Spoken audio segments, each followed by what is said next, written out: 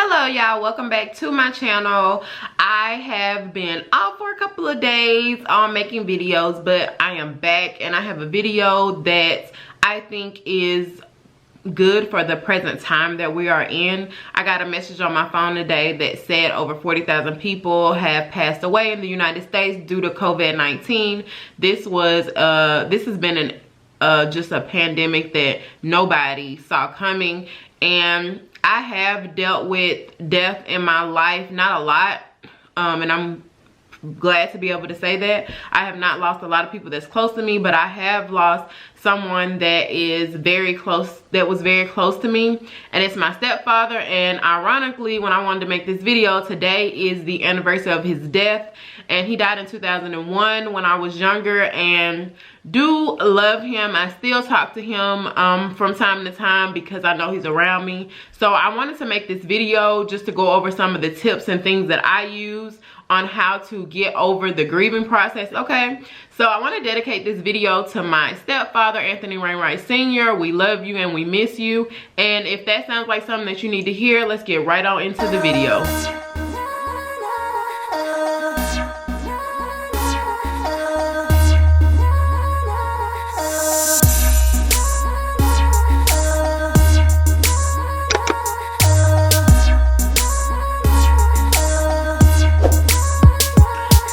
The number one tip, but they're not in any particular order, but the number one tip that I want to go over is to allow yourself to cry, break down, and do whatever you need to do. Now, some people feel like I'm a strong person. I'm what people would consider to be a strong person as far as how I deal with things emotionally. But when it comes to someone that I love, I really don't care about being strong. It's important to be able to go through their grieving process and to allow yourself time to, you know, like get through it. And crying just cleanses the soul, and that person meant a lot to you, so it's okay to, you know, cry or reach out or whatever like that. But do not allow yourself to stay in this state for a long period of time. It's important to give yourself time, but don't stay locked away in a room for a long time crying. Okay, give yourself like a day, and then, you know, start coming back to normal realization, because the person that you're grieving over, they don't want you like isolated and, you know, feeling bad about what happened and things like that. They want you to move on. So they're in a better place, and it's important to allow yourself to get that time to yourself. Okay, the next thing is to get a journal and just reflect on the memories, write them letters.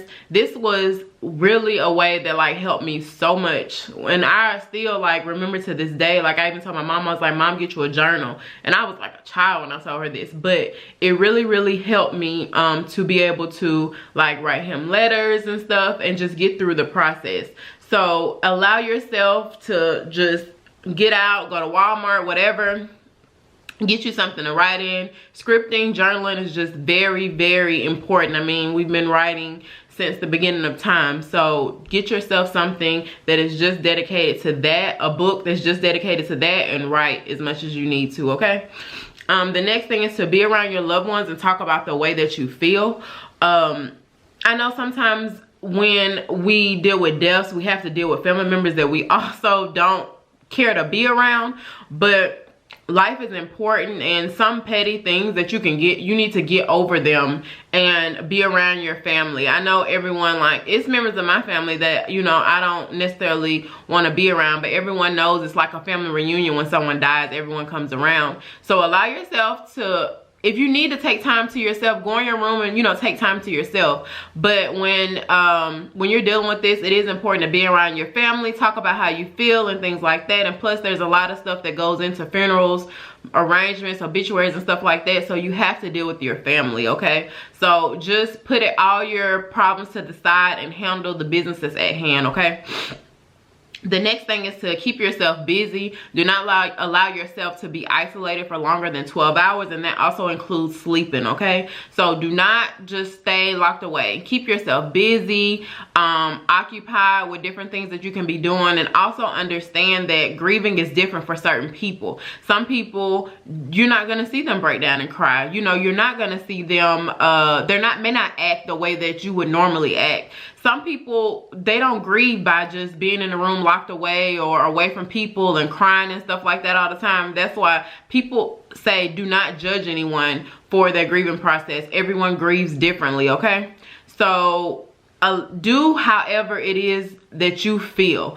Don't feel like you have to grieve in a certain way because this person is or that person is. Do whatever you need to do to make yourself feel better, because it's all about mental health and emotions at that time, and you do not want to let them overpower you, because it could be a complete disaster and nightmare, okay? I've seen it happen a million times. The next thing to do, like if the person died of, say, suicide, domestic violence, cancer, or something like that, if they were murdered, anything like that, it is important to let their legacy live on. Make a foundation in their name, speak on behalf of them, you know, allow their legacy to live on. It was a person that I know that died of DUIs, drunk, that was young when I was in high school, and their mom made like a foundation, went out to different schools and talked about how drinking and driving underage and drinking period was bad, but it allowed, even though he died young, his legacy is still living on. So put your energy into something like that, and it just always makes, if you make yourself feel better when you can have different success stories and stuff like that, and people can say like, you know, that telling me that story changed my life. So, you know, allow yourself to just put all your energy into that particular cause, and it does make you feel better, and it also allows their legacy to live on for them not to be forgotten, okay? The next thing is to strengthen the other relationships that you have. So say if like a child or a parent dies or something like that, that should make the other relationships with your kids or your other parents or family members or a spouse, it should make those relationships stronger, because you understand that, you know, tomorrow's not promised for anyone. So it should be the number one reason why you should go on, is because of the other people that need you. So allow yourself to be able to strengthen the relationships that you currently still have, okay? The next thing is to talk to the person that passed away, like they're around you, they watch over you. Going to, like, I know some people go to graves and stuff like that, but I've just never been a proponent of it, because that person is not in their physical body anymore, like they're around me. So just talk to them as if that they're right there, because most of the time they are, and they can hear you. So, you know, speak to them. I know my grandmama like goes to her mother's grave and like changes out flowers and stuff like that, and like cleans it up, which I understand, you know, that's her process that she goes through. But when it comes to talking to them, make sure that you do it wherever you are, because they're always around you, okay? It's their spirit, their energy watching over you.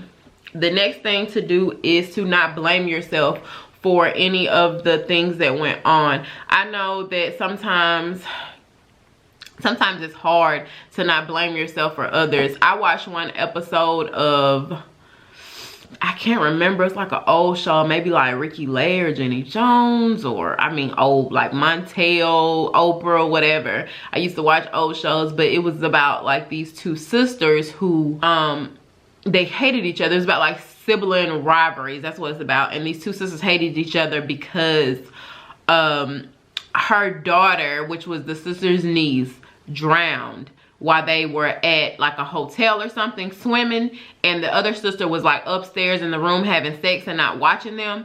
So they like had a bad rivalry, which when that kind of thing happens, like it's hard to be able to say anything to that person, because my baby died because you were being negligent. You know what I mean? Those are really, really, really tough deaths to get over, because you do blame the other person and nobody faults you for it because they understand exactly where you're coming from. But after time passes, we have to forgive, because that burden is so heavy to carry. And yes, it's easier said than done, and I don't fault anyone for the feelings that they have, but that burden is so heavy to carry. You have to free yourself from that, because you can't live your life, attract positive energy, have high vibrations when you are carrying something so heavy and deadly, you know. So when it comes to that, you just have to go step by step. You have to go through counseling. You have to deal with that person face to face, head on, and let them know how you feel, because when you allow yourself to let that kind of emotion out, it does free you. I'm not saying that you can go back to having tea and that kind of thing with that person, but you do need to free yourself of that, okay?